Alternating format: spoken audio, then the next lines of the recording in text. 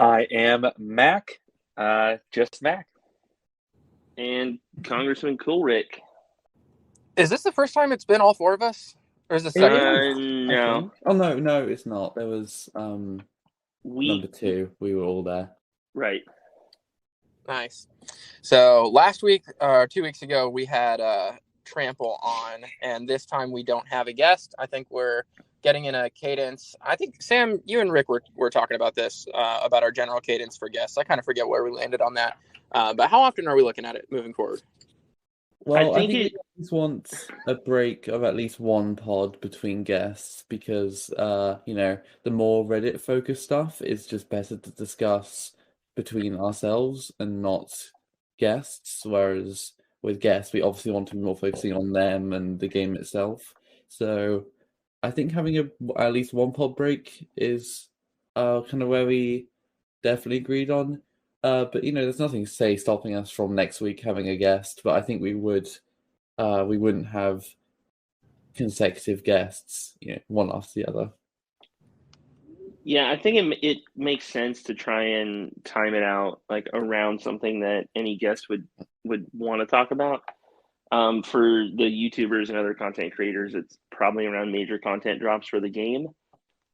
But then, if we wanted to have, community members or people who do other things, there's not a bad time to have those kind of people on too. So if anyone is listening and has ideas for who you want to hear or who you want us to pursue and ask, we can definitely reach out and try and make that happen. So do we want to jump into our kind of first topic, which has been a topic I'm sure all of you have heard about, regarding the recent conflict in Ukraine and what Supercell is doing to kind of support the current situation.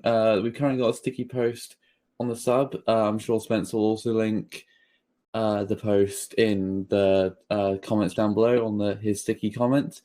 But yeah, 1 million euros to Ukraine. That's quite a decent amount. What do you guys think of that? Yeah, so I am the one who put that post up after seeing it on Twitter. And for anyone who hasn't been tuning into the pod, what we typically do is go through some of the top posts from the last 2 weeks. 2 weeks ago, because we were talking about the update so much, we didn't get around to too many posts. So we might pull back from a couple that were maybe 3 or 4 weeks ago. But definitely some of the biggest news in the last few weeks has just been outside of Clash in general. But I know our sub has done a pretty good job, like appropriately pulling in different ways that people are either playing Clash in the middle of the situation, or this one, how Supercell's responding pretty directly to it.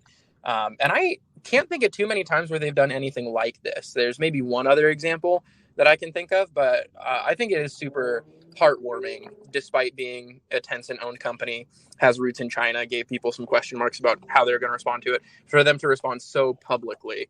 And the wording that they use in the post is pretty strong. You guys can pull it up in the comments from Spencer's top comment there. But they're very direct with their words. Yeah, they're gonna match up to $1 million in donations, or €1 million. So right now, I just pulled it up. They're at $159,600 total. So that's 83,000 in donations. That's being matched, and that money is going to go to, it looks like, 4 agencies: the UN Refugee Agency, the Red Cross, UNICEF, and the International Medical Corps. So a lot of those are going to be focused on the innocent victims. It's not, they're not buying weapons for Ukraine or anything. So it's a really good cause. I'm gonna later today I'll hop on and try and give a little bit, and I hope everyone else does too. I've just donated $10 as you spoke. There we go. Oh, wow. Yeah. I'm gonna have to I'm gonna refresh and see if it counts. Let me see. Hold on. I'm actually just having to do my Refresh PayPal it to see details. Sam's See if it doesn't appear to be live updating. Oh, what? No, I can't flex my $10. I know. It's not. Maybe it was just declined. Sam doesn't have the money. Yeah. Or he's lying. So. Maybe I am. Right, this is €9.51. I don't even know what cents is it. There we go. But yeah, like it's quite as you said, something that Supercell has actually done this because naturally, I'm sure many of you are aware, and if you're not, China in general is taking quite a neutral stance on this whole conflict. And Supercell, I think, is 80% owned by Tencent, which is a Chinese company. Obviously, will have due just to state control in China. Obviously, there is politics in play with the whole situation. So I do think it is really great that I don't know if there had to be some arguments, up above, but it would be. I don't know if many people were actually expecting for Supercell to make a statement. So it's quite. I was pleasantly surprised to see it. Yeah. I know that the Finns, not to get too geopolitical, but the Finns have a real interest in calming Russia down, from expanding beyond their borders. There's a little bit of history there, but yeah, it's cool. The links will be there. I'll put them in the show notes too. Yeah. Did you guys all see the post of the guy playing in a bomb shelter? Oh, did yeah. Yeah, that was crazy. That's what a commitment to your clan, But I think Lion was playing Clash in the Delivery Room just a little bit ago as his daughter was being born. No. So it did happen to be CWL when my son was born. It was actually the first day of Town Hall 13 when that dropped was the day that my son was born. And then it was award day when my daughter was born a couple of weeks ago. But for both of those, I conveniently had to go to the bathroom for approximately 3 minutes and 30 seconds. So it was not in the room. But I think going back to the tweet, I was really happy with the way it was worded, at least. I think there were ways to kind of make it a soft statement. And just the first line of it says, "We're horrified by the unfolding humanitarian crisis in Ukraine." Why don't you go ahead and read the whole thing for us there? Yeah, we're horrified by the unfolding humanitarian crisis in Ukraine. We want to try and play a part, however small, in alleviating that suffering. And then it goes on to say what they'll go ahead and do. And so to Rick's point, I think it's smart that as like a video game company, they're not getting directly involved in anything combat related. They're not offering to buy ammunition, even though that is needed at the time. They're focusing on the humanitarian aspect of it and the refugees and the Red Cross and things like that. But really just like they're not mincing words. They don't want to be misunderstood. They're speaking as strongly as it feels like they can in this to say where they stand. And so I think for pretty much all of the player base, that's a really encouraging thing. Yeah, I do think that obviously I don't want to diminish what Supercell has done here, but I do think maybe one area in which there maybe was a bit of trying to hold back was no direct criticism of Russia. If you notice, there is no mention of them throughout the entire thing. I don't know if that was intentional. It could go either way. It could, because China obviously taking this neutral stance has been saying lots of things like, we regret this situation and hope both sides can come to an agreement. So I do wonder whether the lack of mentioning Russia in there is geopolitically motivated, but that is pure speculation, and maybe I'm just reading into it too much. Yeah, probably. A $10 billion company that they've made lifetime, they're going to have PR people going over this stuff first. But yeah, it's cool. It's strong and it's really generous. So I know. Since you mentioned China, though, tell me, did your guys' predictions come true? I know you guys talked about it last time a little bit. Oh, for the Chinese server split. Yeah, that ended up being a bit different than I thought it was going to be. Yeah. There's a good recap post that has all of the aesthetic changes in there, if you guys wanted to visit that for a minute. Yeah, so I know the big thing, like putting on our tinfoil hat conspiracy theories, and Rick, this is your area of specialty, so feel free to jump in. But everyone was thinking when we saw the short CWL and then the China server split that those had to be connected. And I haven't actually gotten this confirmed firsthand, so take it with a grain of salt. But I believe China's CWL is a full 7 days. And so yes, it is. Yeah, it is. So what all else was the post talking about, or what do we think kind of the reasoning is behind all of that?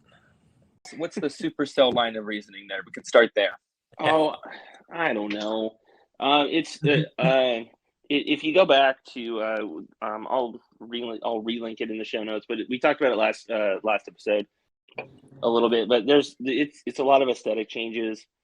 I know legally, games operating in China are supposed to have Chinese servers, I believe, and they were kind of skirting that, or so I've heard.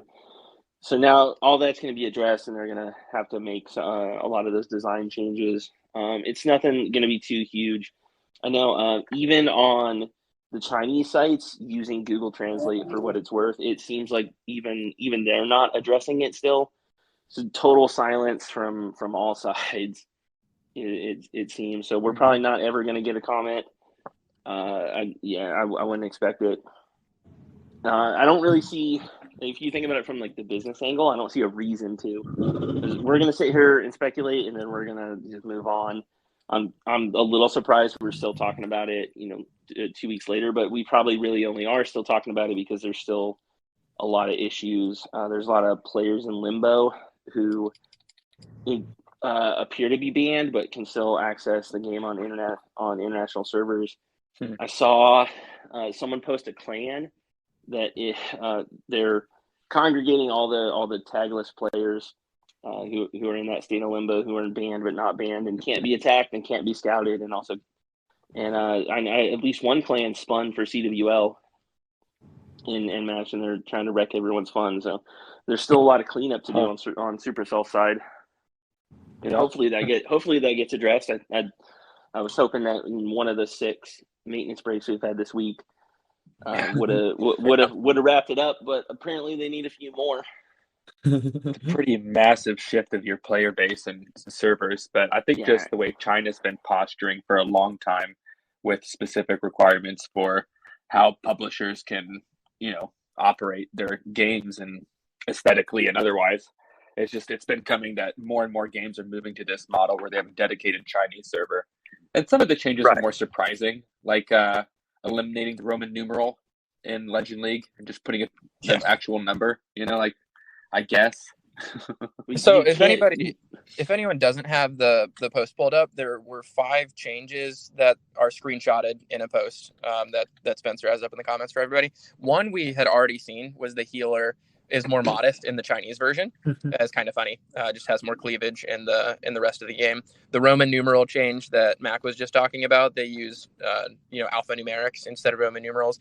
Poison spell is renamed to damage spell, and then the poison spell is recolored from red to green. And then what I think is kind of interesting, they removed every flag from the game for the Chinese servers, even the pirate flag. So those are the visible changes that we're talking about. I do think it is nice that in the last couple of weeks we've seen at least some of the results of the change. Maybe not reasons for it necessarily, but maybe they are, the exact reasons. But there's been a little bit more uncovered in the last couple of weeks.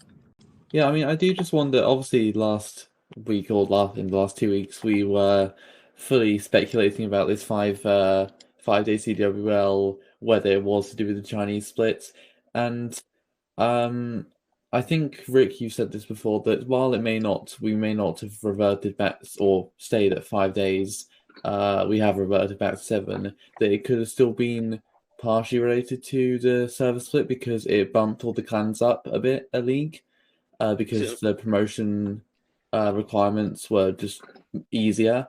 So maybe they were preparing for when the Chinese clans left, that everyone will be bumped up a bit to fill their space. So with groups of 5, there's obviously a lot more groups, which means a lot more promotions, and they also, I think most of the groups that normally demote 2 or 3 clans only demoted 1. So just that 1 month really kind of kept out a lot more clans higher. It helped a lot of clans move up that wouldn't have, and it prevented a lot of clans from demoting that would have as well. And I think it's just, that's what was done to fill the gaps from all the Chinese clans who didn't spin this month. And we'll see what it's like going forward. Yeah, let's go ahead. And for those of you guys that are listening, go ahead and note there's a pinned comment down that's linking to everything we're talking about. And if you guys have any questions for us, definitely leave them as a comment down there. And we are going to circle around and try to answer as many questions from you guys as we can.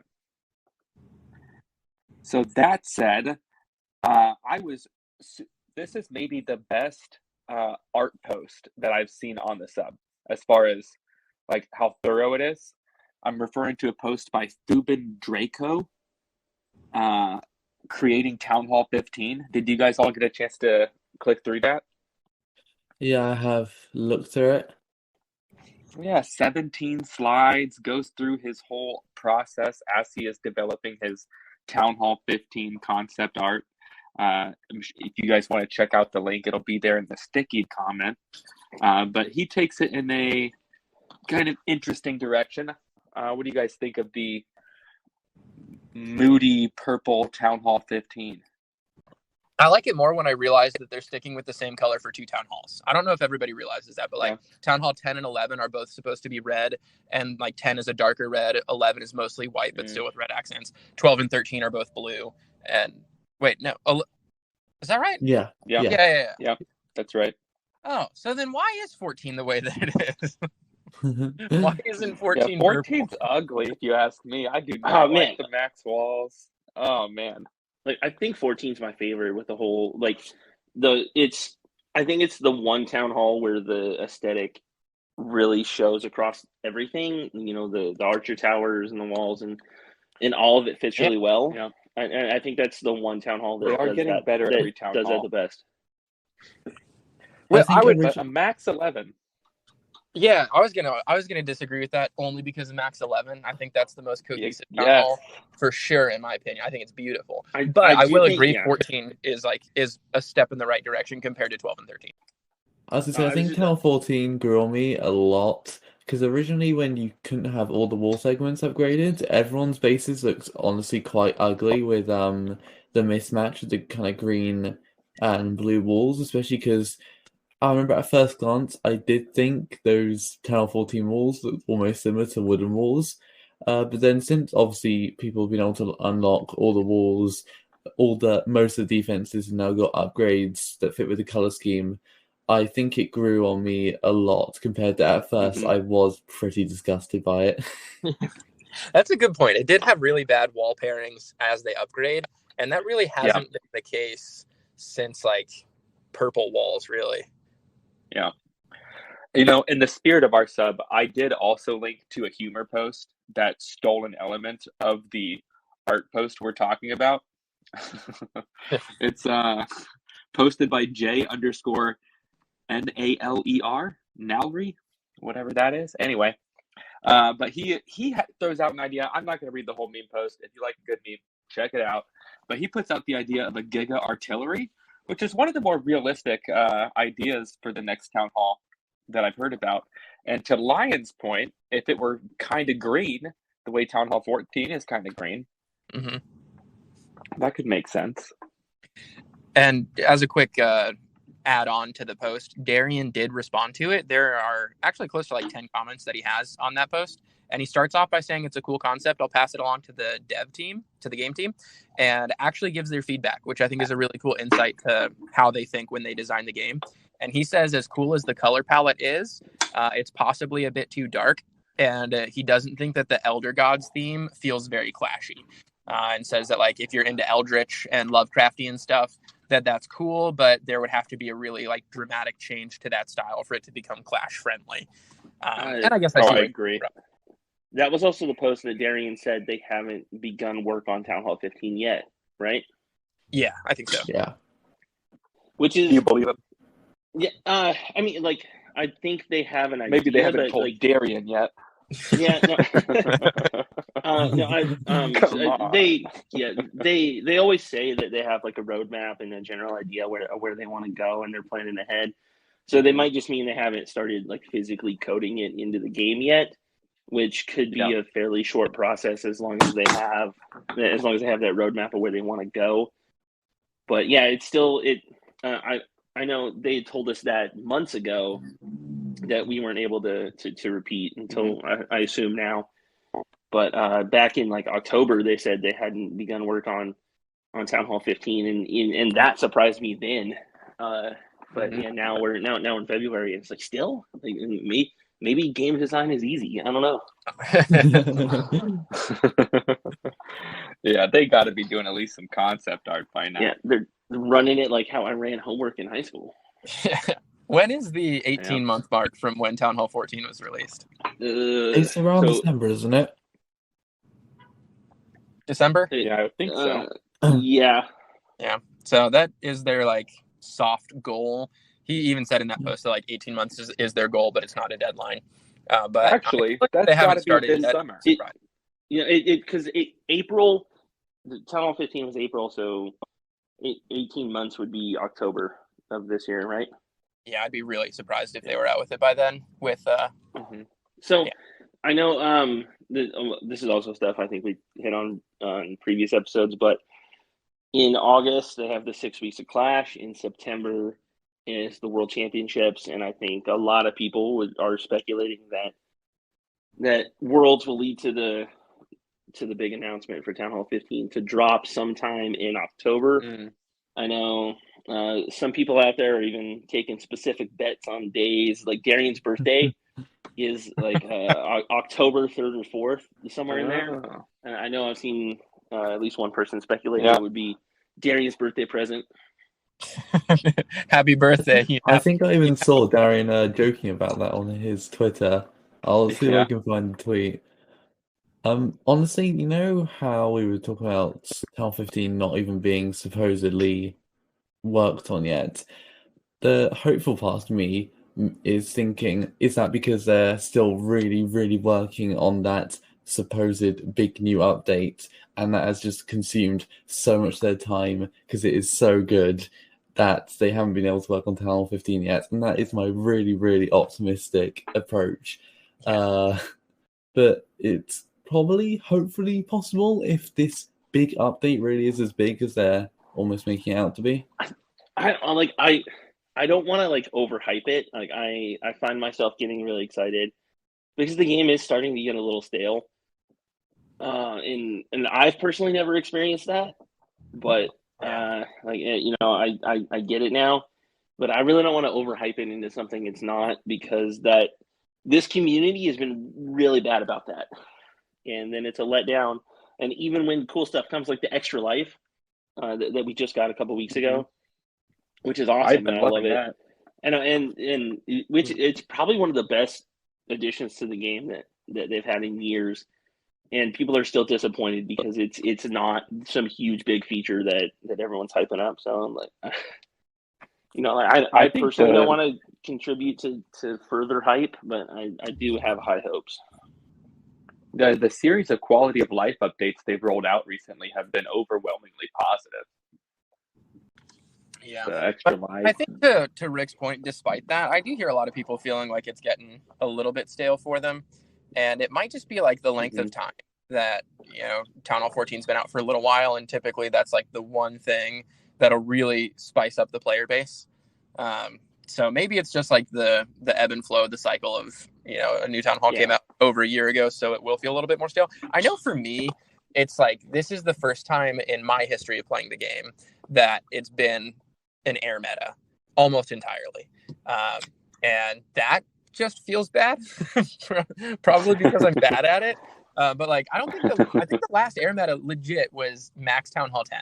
I think after that, like it was either mixed or ground was the way to go. So I know any like problems that I have with the game are that, and it's not even that the game is bad; it's just that I'm bad. Like 12 and 13 were really ground based, and then 14 ushered in the era of dragons. Yeah, and it's just since April, it's just been dragons have always been a major part, and we've added new dragons, and we've had dragon buffs, and we'll probably have more dragons someday. I know, and I'm a huge drag spammer now too. I've been in a real bad rut in the last couple months of a Clash, but I know it needs something. It needs something different. Well, what do you think if they put ads in the game? Oh God! Good segue, man. Kill the game in one fell swoop. There's a post that was actually a post that got a ton of attention. To another post. I wasn't a mod back then when they ran that Samsung promotion. I don't think. You definitely were. People lost their damn minds for seeing like a split second. Because it was. I am ignorant. I missed whatever you're talking about. Okay, so yeah, let's set this up real quick. Yeah, whenever it User was BOWAU. Yeah, Right. user Bow Wow. He said, "Would you still play Clash of Clans if there was an ad every time you were to click the battle button and go to the Builder Village, or maybe to create a clan and look for a new clan war?" Would you still play? I think no. Like honestly. I don't. Like, okay, I'm trying to think of what the overwhelming sentiment is no, right? Oh God, no. Here's the caveat. I mean, I would. I'm addicted. Maybe, right? So, but here's the caveat. What if every time you watched an ad, you got a few gems? No. No. I'm trying to think of what would tempt me into watching ads all day. Like if how many gems, right? Like watch an ad for a training potion boost for even if it's just applied for 20 minutes, or or like watch an ad to instantly cook your next army and heal your heroes, or wishful thinking. I think I'll be watching an ad for 4 gems. Yeah, I wouldn't be upset to see ads that are optional, like as you've been saying, ads that give you little perks. But any ads that are forced on you would just be the worst. I would be upset to see ads at all. I just think that you've had such a clean game, and here's the thing: I'm a sucker. I buy everything. Oh my God! I haven't missed a gold pass since they came out. I'm your big fish. I want to support you guys a little bit. No. But I don't serve the ads. Come on. I know. So slightly off topic for a second. I know Sam requested his data. Coming. I totally forgot about it. But he requested his data from Supercell, and it shows how much you've spent. No. Forever. Yes. How do you do that? So, is there like you have to go. It's like support. You go to help and support, contact us, and it's like other. Oh, wow. And then you request your data. I haven't gotten mine yet, and I am terrified to see how much money I've spent. Yeah. I gotta talk quietly. Should we come out of the room, guys? We'll all come back in 2 weeks and say how much we spent. But for set the baseline, we need to do like a Price is Right giveaway for one of my stupid statues. I can do like whoever guesses without going over. Actually, it's gonna be. I am curious. Apart from Rick, because he knows, how much do you guys think I've spent on Clash? Oh man, do you have a job? Pardon? Do you have a job? I have done. I kind of did last year. Kind of. I'd explain it more, but that is just completely off topic. You have the Master Builder. I do have the Master Builder, yeah. Or auto help, whatever. 200. Yeah. Is that $200? £200? Fries. Oh, I mean, what's the difference, man? I was thinking dollars. Whichever one's closer to the right answer. Yeah. It's about $300. Okay, so 200 pounds is pretty close. I'll say I was doing pounds. I don't know if I can confront how much I've spent on Clash live on air. I know. I'm scared. Like, I am scared. I'm kind of glad they haven't sent me my because Sam and I both requested it on the same day. And then there's a part of me that's like, what if it's just taking them that long to add it all up? So Mac, I want to make that with you before we're on 2 weeks from now. Yeah. Over under, I'm gonna bet that you're over $500. Oh, yeah.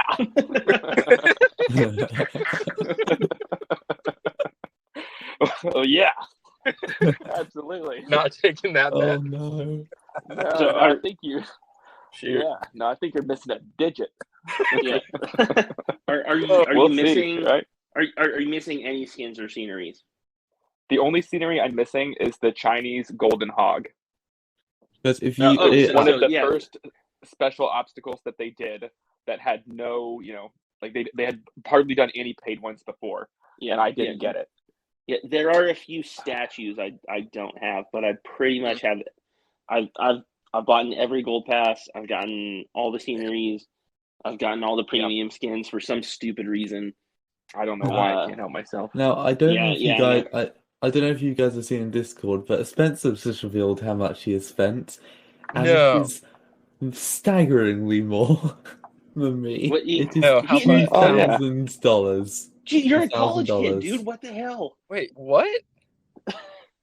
Like, you're in school, young man. What are you doing? Well, so circling back to what got us off on this whole Oh, tangent yeah. in the first Sorry. place. Yeah.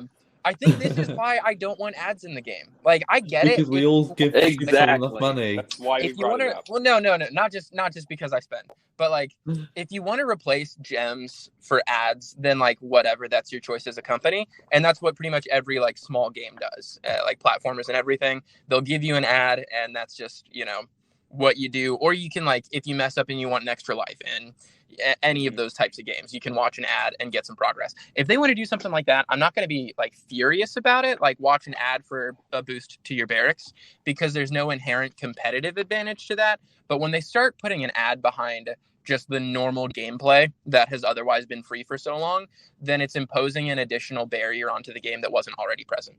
So, like, do whatever you want to do as far as monetizing your game. And I guess I can't have like a super strong opinion about it. For people who have spent like a bunch of real dollars like us, it'll make us kind of frustrated when like people can just like autoplay on their phone and then progress their base super quickly. But putting the ad where there was not already a gem requirement, I think is just going to be super poorly received by everybody. I think I commented this on that post, but it probably, depending on how it was done, I might not quit the game, but I would probably stop spending money on the game, just because adding ads would kind of signal to me that the game is in a really bad spot, and I don't know if I would want to continue investing time and money into it at that point. I feel as though I would just naturally play less, because if I knew that every time because sometimes I do just hop on for a few minutes, quickly sneaky farm, then log off. If I knew I had to sit there and watch a 30-second ad every time I wanted to do that, I definitely, like, those few times you think, I could quickly hop on, like, I wouldn't 30-second that. ad where you gotta tap the tiniest little. I don't know if you want to go back into the Samsung ad that you were mentioning. Yeah. So I never heard about that. Someone tell me that whole story. Oh, right. Okay. So, it was a promotion in the UK. Let's go. Classic. There's a new Samsung phone or some garbage. I don't know. It's in Darian's comments on that post. But there was some kind of promotion between Clash of Clans and Samsung in the UK only. So they wanted to, return the favor or cash in on that or something. And so their intent was to show a little Samsung promotion, buy a new Samsung phone, get a bunch of gems or something, I don't even remember. Get something in game for Clash if you buy a new Samsung phone. And it was supposed to only show to people in the UK, but they screwed it up, surprise. And it flashed for a half a second to everyone, and the sub went bananas. Yeah, I had it when it came out. I had it permanently for about a day. Though that probably is because I'm a UK Android user who Darren said they were specifically targeting. But I do remember seing that and thinking, because everyone was saying, it flashed up for a second. I was like, it's not flashing. It's definitely there are definitely some conspiracy-minded users on the Reddit, and there always have been everywhere. But yeah, people were like, this is subliminal messaging trying to get you to buy Samsung. All the same things that we just talked about. Like, the game's dying, they're going to ads. But yeah, I will say that, probably the largely negative reaction might be some of the reason we haven't seen that again. So I thought about it. Yeah. Here's where I think it could be appropriately implemented. And I think Supercell can make a killing, and nobody should mind. If you click do you want to put this in the world? No. If you put it in the events tab where you can attack with a random army on like a random base that they've made, like where they put their challenges, if you put something there, because that's where they put all of their like special promos, use X number of wizards, use this many giants. If you put like one of those that's just a small prize, 20 gems, a book of spells, something like that, watch this ad, get this free thing, I don't think that would bother anybody. I think it gives Supercell the chance to make some money. You have to go pretty far out of your way to access the ad. And then it's basically like the trader tent with like a little bit of a barrier to entry to it. Yeah, I mean, it's not exactly the same thing, but the Samsung ad was in that, not the events tab, it was in the news tab. It was just like a little slide. It wasn't something obnoxious that flashed up in huge on your screen. It'd be like sometimes the new gold pass sometimes flashes up when you first log on. It's not like that at all. It's you had to go and press it to find it. So I do think everyone overreacted a bit to that because it wasn't that obtrusive at all. They could just do ads on the entire builder base. Wouldn't bother me a bit. I mean, there's still. no one will notice. There's still cross promotional stuff they do, and I'm fine with that. There's, they're always running those promotions where you buy Google Play gift cards and get free resources in game and stuff like that. I think is fine and great, but I just don't want to. I don't want to watch ads for other stupid mobile games that are only built to show me ads. Yeah. Well, that'll definitely burn me out of the mobile game pretty quickly. As much as we can. There was one post that I think was pretty interesting. Yeah, I was gonna. I don't know. Did you more see? We want to talk about. So I was gonna say the post that came up earlier today that was about the new Spell Factory. Yeah. Is this the same instance of Supercell releasing like an upgraded unit like they did a few weeks ago? That was like in their marketing video where it was like a completely unrealistic base. The screenshot on the post is just from what looks like a normal base. Yeah, so what that screenshot was, I'm pretty sure, was when the invisibility spell was released. I think it was originally intended for Town 13 and above, so the design aesthetic fit Town 13. And then I assume it showed in a promotional video or in an image or something. Because I've definitely seen that image before, or maybe not just exactly the same one, but I've seen that Spell Factory design for, and I'm 90% sure it was because they originally intended the invisibility spell to be at Town 13, but then when they shifted it to being at Town 11, they then shifted the aesthetic, because obviously that is very much the Town 13 aesthetic if you're looking at the image.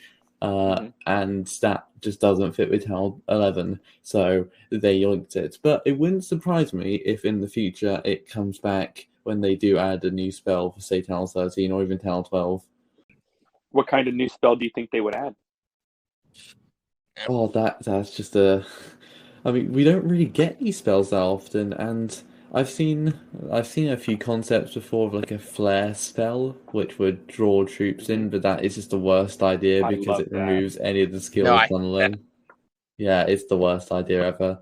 Let's make it cost more. I think it is quite a hard concept to think of a whole new spell that is actually interesting, creative, doesn't do something that the current spell already does, and that doesn't break the game.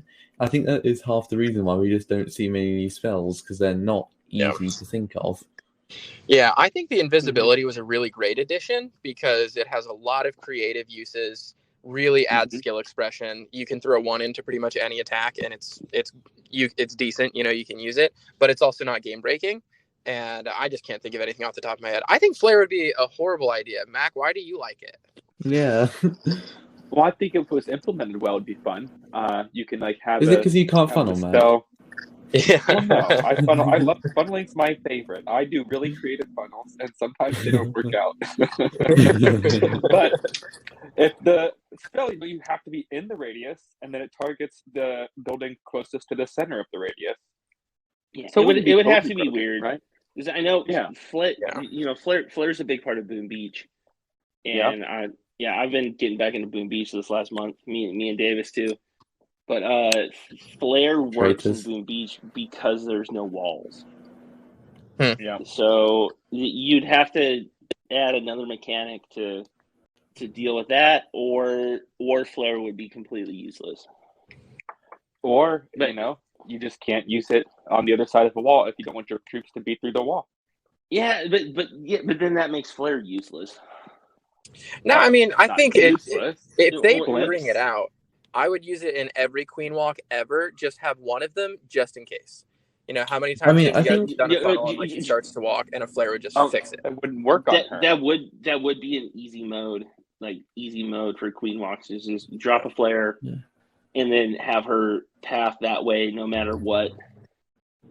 Yeah, I think it would fundamentally reduce the skill of the game, because half the skill of the game is getting your troops to go where you want them. And if you're saying means that's it's why the perfect for the radius next can't be update. too big. Yeah. If the radius is huge Fundamental- and your troops all go to that spot, then you're right, it's totally broken. But if the radius is pretty small and you already got to get them close, then you can use blimps more creatively with a more surefire way to put them on target. And with a queen, might never go the right way still because she would be outside the radius. Yeah. I guess it really just depends on the implementation. Yeah. Yeah, and there is already sorry, just to quickly finish this off, there is already a way to redirect your queen, which is the invisibility spell, which does definitely take a bit more skill than popping a flare, because you need to quickly, on the fly, because it's always a quick reaction, you need to quickly assess, what buildings is she going to target, quickly make them invisible, then she'll go the right way, instead of just going, oh, I wanted to go there. She's going there, what were you saying? What would you think of a Faustian spell that reduces your health inside the spell of your offensive troops, but increases their attack twice as much as a rage?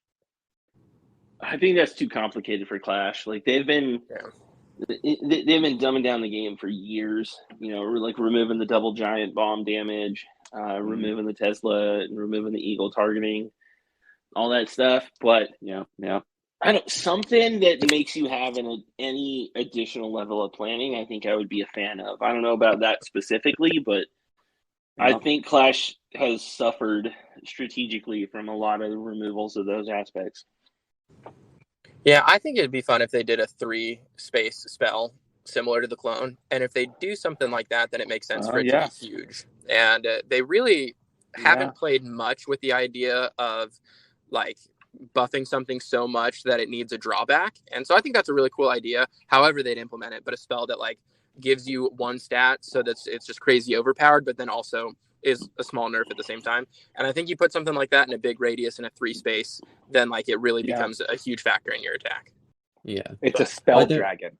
I don't mean to hurry everyone along, but we do only have 10 minutes left. I think it would be quite good to get some questions from the chat. I know Spencer's compiled a few already, so I guess we could just kickstart off with 5 heroes, good idea or bad? Yeah, I love it.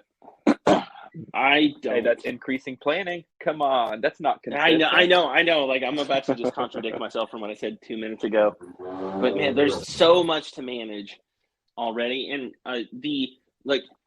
looking back, I was really against the auto hero abilities, and I've definitely done a 180 on that because with 4 heroes, I think you need it.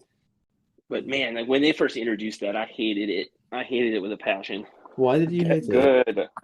Because it saves bad attackers, and I didn't like it because I was good at managing my hero abilities, and it took that away from me and gave that ability to everyone, and I didn't like it. That's fair enough. Yeah. So I would want it to be unique, and I think that's the only caveat behind it. I loved when they introduced the Warden. I thought it was ridiculous. And then at Town Hall 12, they basically designed attacks where you have to use the Warden over the Town Hall. And it's been that way ever since. And I think it's just a puzzle piece that fits together perfectly. I didn't think they were going to be able to come up with anything super creative because they already had a melee arranged and then a support. And then they came out with the Champ, and I think the Champ has actually worked out really well. Their creative uses of it works in every army. It's everything that I wanted out of a hero, while still not feeling super overpowered. And so whether we can think of a 5th champ that would have a unique identity or not, I'm sure Supercell could. There are so many different types of troops in the game, and turning any of those pools into a hero of its own, I think they'll be able to. And I think for monetization, they're going to. So I know. They've now locked themselves in with pets as well, because if they don't add any new heroes, they add no new pets. So by adding that whole thing, that if they add no new heroes, they can't add new pets, or they could, and you just wouldn't have one selected. Then I feel like, as it's happened now, there'll be one that's found just to be the worst and is never used, and that's probably not what Supercell wants. Yeah, I'd love to see them add pets. without heroes, and then you select 4 out of like 6 or 7 pets for every attack. Oh, and yeah. I think that would be a really good creative expression. You know, the argument I see against that all the time is it's the Supercell is greedy argument that would allow you to upgrade things without the sacrifice of not having it on offense. So they want you to upgrade heroes. They want you to buy hero books so you're not down a hero. If they went the route of, you're allowed 4 heroes, you use all 4 heroes, and you have 4 pets and you use all 4. So if you have more heroes and pets than that, but you have to select 4, that allows you a free upgrade of one you're not going to use anyway. And then you're not as inclined to buy gems or books to fix them. Yeah, and I think it makes sense, but Supercell's done some not greedy stuff lately. They started warning people that hey, you're about to gem some stuff, then you don't have 1 gem donations active. That was part of the quality of life update last time. So nice. They're not always greedy all the time. So I don't know. Well, I think about how many support messages did they get about people accidentally spending too many gems on donations and wanting those back. I've done it so many times, and I did get to try and test the warning this time. I almost spent like 40 gems on a siege machine. I did it. I saw the warning. I was gonna say I saw the warning. Spent them anyway. Yeah, but I think the only reason people would be upset about heroes and pets being that way is just because they're not currently that way. But the rest of the game does work that way, and people still upgrade everything. Like, you only pick a certain amount of troops and a certain amount of spells, but you still upgrade all of it. You still spend gems on it at whatever rate you will. And so to me, it just makes your heroes more similar to your army, or your pets more similar to your spells. That, like, you just have a selection. You want all of it to be upgraded because in different metas or different attacks, you'll want different ones. And as long as the game is balanced well, they shouldn't lose out on any money from it, I wouldn't guess. Something I want to interject real quick. There was some confusion, at least on Reddit, over the whole the warning message that you're about to donate without 1 gem donations active. It only shows if you have already bought the gold pass. So if you haven't bought the gold pass and you go to gem donate, it will just let you, and you'll waste a ton of gems. But if you have bought good to know. If you bought it. So it's really only useful for those, the 2 minutes. Because the first thing you always, the first thing you always do when you buy a gold pass is you knock out a builder base star. If there's donations, you knock out those, and then you do your real attack. And the 1 gem donation is always 40 points into the season. It's the first thing you unlock, and you can do it. But you can do it immediately. You and I are different. I'll do my main attack, and then I'll gem a donation so I can do 1 gem donation. I've definitely messed it up a lot lately. Over the years, it's got me a lot of times. I know, like, I was even like super excited to test it, and I made a post about it the other day. So it's, but yeah, there was a lot of confusion for people. Like, it didn't work for me, and then you say, like, did you buy the gold pass? And you're like, well, no, and they're like, well, okay, and that that's why. And then that also was later confirmed by one of the devs. So that is intentionally the way it's designed. I don't know if it's going to change. If you want it to change to remind you to buy the gold pass, make a post about it and go for it. But then getting back into how much people hate ads, I think that would probably have a lot of pushback too. If it was like, hey, you haven't bought the gold pass and you don't have 1 gem donations, people are going to really take that the wrong way. Yeah, especially if that message came up every single time that you tried to donate. That would be insane. Imagine say you were donating 5 bowlers with gems. Every single time you press it, you get a stupid little thing come up saying buy the gold pass. I think that would drive people more insane than accidentally spending a few too many gems once. I don't imagine there's a lot of people gemming donations constantly without the gold pass. Yeah, no, I doubt it. Besides Mac. Well, before 1 gem donations, you do what you got to do. Yeah, even there's probably ways they could do it. Just like if it was only the first day of every month where you got that message, because at the end of the first day, literally everyone who buys the gold pass is going to have 1 gem donations anyway, or anyone who you can reasonably not laugh at when they screw up. But yeah, I don't know. Anyway, are there more questions? There's I saw one. A few more. I saw one in there. I just put a link to it. I'm only here for Clash. He asked, has Supercell thought about letting you hit your own base to test it? I'm sure they have. It comes up all the freaking time, and the problem is that the reason we have a 24-hour cooldown anyway is so you can't practice war hits. So I would personally be in favor of allowing you to hit your own base if you had the 24-hour timer still active. I know that Darian has said in the past on Reddit the reason they don't want to do that is because it's the game's called Clash of Clans, and you're supposed to be reliant on other clan members to do certain things, and I buy that, and I understand it. I'm not upset about it. I get it. If they wanted to add it, that'd be sweet. But it's something that they're definitely that they've considered at least and said no to. Yeah, disappointing, I would be so good at the game if only that, right? Sure. There are I think it would benefit Oh yeah, so few amount of people, because I mean, like, when is the last time any of you built a base by scratch? Almost never. Like, can it be measured in years? I move them around a little. Yeah, I do after most WL. You're like, oh, like I will rotate bases now that they have it. Yeah, but I tweak them. It's got to be 90%, 95% of the Clash community is not building their own bases. So it would be a feature that would be amazing for a very small amount of people.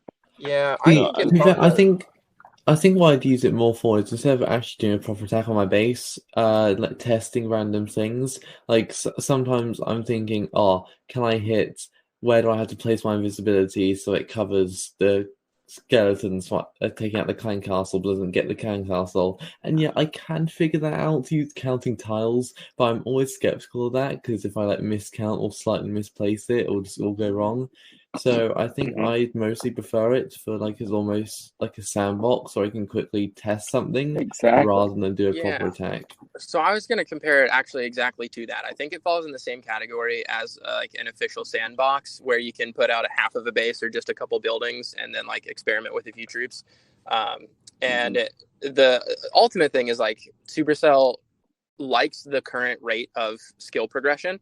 Kind of to Rick's point, it involves a lot of community and you still have to lean on a clan to get a lot of things, and ultimately there's just no way to monetize that in particular. So even if they think it's going to be a cool quality of life thing to do, they have been doing a lot of those lately. Maybe it's on the horizon soon. 2 lives for a hero was an idea that they had said no to for a while that they suddenly decided to implement, and a few of those have happened lately. So maybe this type of single player mode is going to come out, but I just can't see their incentive behind it being very high. So I'd be surprised if it came out anytime soon. Yeah, I know. Just as a random mod comment too, I always hate when people say that idea is ruled out. Shut up, because plenty of stuff has been ruled out that they've added in later. Just recently, the last online indicator that we got 2 weeks ago, that was ruled out for a long time. Darian went on rants about how they would never do it, and now we have it. So yeah, just don't shut each other down for asking for stuff in the game, because if enough people do it, Supercell does listen. So, yeah. And one last thing, I think if they're gonna do a bunch of just random quality of life things, I would so much rather them let you copy enemy bases before anything else. If we're just talking unreasonable quality of life who's things that will outside? make the game better, just copy enemy bases and then you can attack Can we yourself. address who's at the racetrack right now? Yeah, it's not Sam. They don't have real motorcycles in England. Oh, that's right. There's only little tiny mopeds. I also live in a tiny village, so exactly. See, yeah.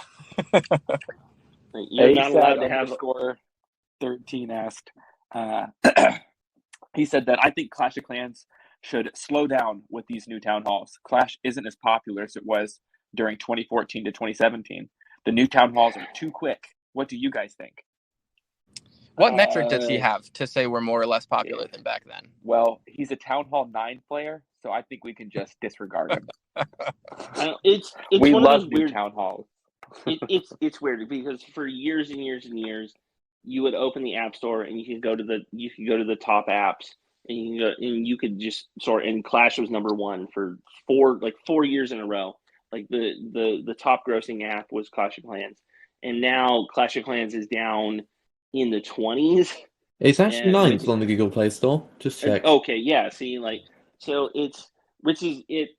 Comparing to what it was in 2014, yeah, it's not the top grossing app anymore, but it's certainly far from dead. But I understand why people not doing too bad. Why people who don't want to put an extra 4 seconds of thought into it would think that.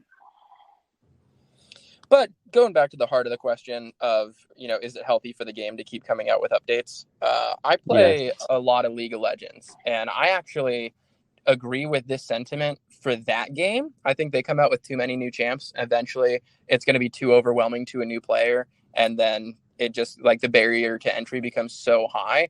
Clash, I think, is very, very different because you don't have all of the options open to you at once. And so if there are 200 troops that are out at some point, Town Hall 20, 30, whatever, if there are 200 troops to choose from, you'll learn each one by one as you unlock them in the barracks. And as you get excited, as you use it, as you figure it out. And so you're learning the game as you're progressing. And then every single time a Town Hall has come out, and sometimes more often than that, Supercell makes it easier to upgrade.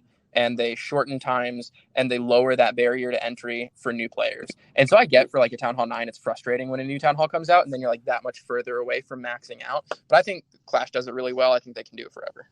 It's got to be a weird decision-making process that I really don't understand, because I know every time there's a new Town Hall, at least the last few, we've had a hammer jam and we've had huge cost reductions, huge time reductions. But at some point, you got to say, are new players really going to pick up this game if they see it's going to take me 3 years to get to the end game, and this mobile game has already existed for 10 years? There's not a lot of mobile games that can last a decade. How much longer does it have in its lifespan? Is it worth me to start the game when it's going to take me 3 years to get there? And I had trouble convincing my friends to play. Because I'm listen, you can't play with me yet, You can play with me in a couple years. Yeah. But one of my friends recently started playing, and he's played before, and his account is Town 9, and I just had to say to him, you can't be in my clan. I felt so mean, but it's just sad. The early game has really, really sped up. I started a new account 8 or 9 days ago. It is max Town Hall 6, except for the collectors. So, in a week and a half, you can be a max Town Hall 6, and going into 7, that's when you get dragons, and that's when things start to open up. That's when you start to be a little more useful in war. So you get there pretty fast, but then it's a real kick in the nuts when you hit Town Hall 8, Town Hall 9, Town Hall 10. And you start seeing, 6, 7, 8 day upgrades instead of, 5, 10, 40 minute upgrades that you're used to that first week. And you have to actually farm all day for loot. I think I've done, almost no real attacks up to Town Hall 6. It's all goblin maps, practice maps, and daily star bonus. That's 4 times. And that's enough to do all your upgrades constantly for every Town Hall. You have 3 days worth of Town Hall 5, 4-star bonus. That buys all of your Town Hall 5 upgrades.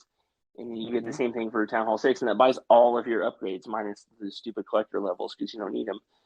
And then eventually you hit, you get the wake up call, and you're like, I have to actually play this game a lot, and I have to try. And it's weird. But that's kind of a good thing. And I think we look at it from the perspective of making a new account and then adding it onto however many accounts we already have and already play and already spend time in. But I think all of us remember the first account that we had, and we all hit phases where we just wanted to play it all day long. And so if someone's downloading the game now, I think it's always taken about 2 or 3 years to max out. And now it might be 3.5, but I think they're keeping that amount of time to get a fresh account all the way max kind of the same, as long as you play it a lot. And like, that's the caveat. You have to be able to play it a whole lot. No, I was actually going to talk about the whole maxing time, because I know I've been probably properly playing. So I've been playing since 2019, but properly playing since the start of 2020. When I saw my data, my first purchase was in January 2020. And obviously that's about so let's say I've been playing for about 2 years now, and that is, by playing I do mean playing non-stop, complete addiction. And I am now Town 14, albeit I did semi-rush from Town 13. I maxed all my heroes and walls, so I just went off. But I'm, according to Clash Ninja, still a year away or so from maxing. So I think, and of course that'll be alleviated by things like hammers and books and etc. But by then, Tower 15 will be out. So realistically, it will take me about 3.5 years to max, I expect, which is a considerable amount of time. Like, I have to think how much older I will be once I've actually maxed compared to when I started is kind of a staggering thought, and to any new player that would probably seem quite overwhelming. Like, magic items are so revolutionary, and it's really weird because it's hard to account for, and you can't really, when you're thinking about it all, it's hard to manage, and it's no fault of Clash Ninja either. But when you look at your stats in Clash Ninja, it's not going to show that, hey, you're going to get 2 books a month from Dune Sea to Be Well, and you're going to get another book from Clan Games, and you're going to get, and if you're buying Gold Pass, you're going to get another 4 books that month too. So like it looks like the lab has 7 years or whatever it does, but that time's really going to shoot down, especially if you're spending $5 a month. So it seems a lot longer than it really is, which is why the Gold Pass is such an awesome deal and probably saved Clash of Clans. Yeah. Oh yeah. So I don't know. It's weird. So it seems a lot worse than it really is, especially if you're willing to spend $60 a year. I mean, that's which I definitely do. Yeah. That's one Xbox game, or that's one AAA game. And if you're playing Clash every day, I really like, that's obviously worth it. Yeah. That's the same logic Mac used to get to what, 2000? No, that's not even bad. Like a friend of mine told me he almost got divorced because he had spent like $4,000 on Star Wars Galaxy Heroes. Oh, I've played that game once. It's Tell him he has to spread it out better. Yeah, no, that was over one summer. Woo!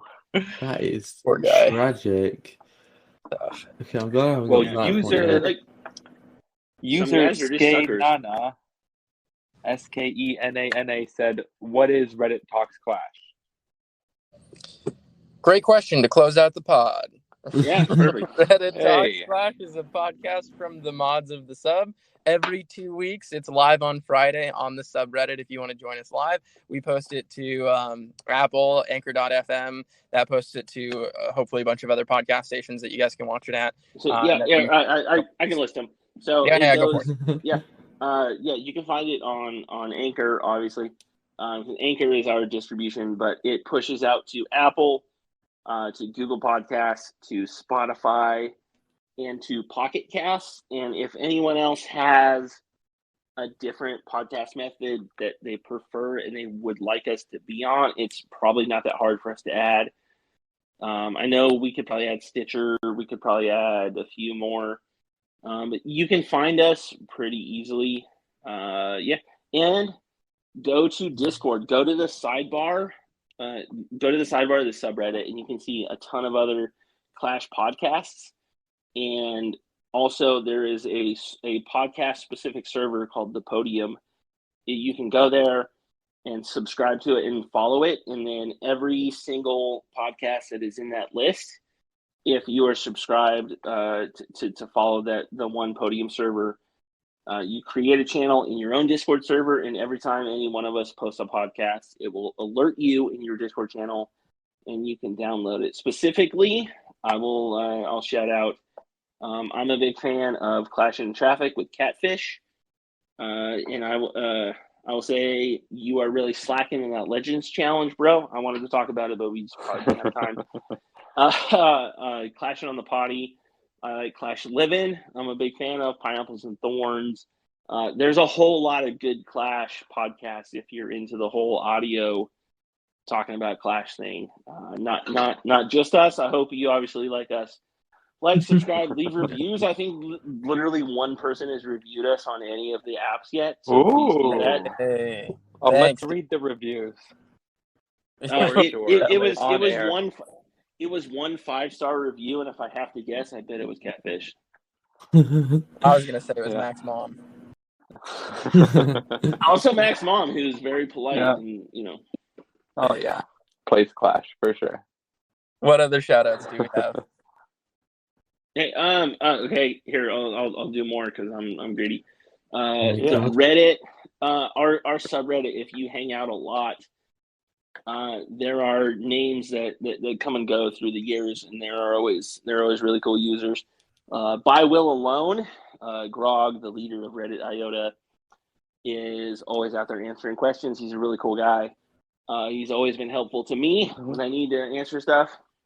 Alex Bannister has been really cool with a lot of the Chinese stuff and providing info for us there. And then Thuban Draco, the guy we talked about with the Town Hall 15 post earlier, he has had just a lot of posts lately that have been pretty high quality and pretty fun discussions to have. So, I mean, that's the kind of stuff that I love Reddit for.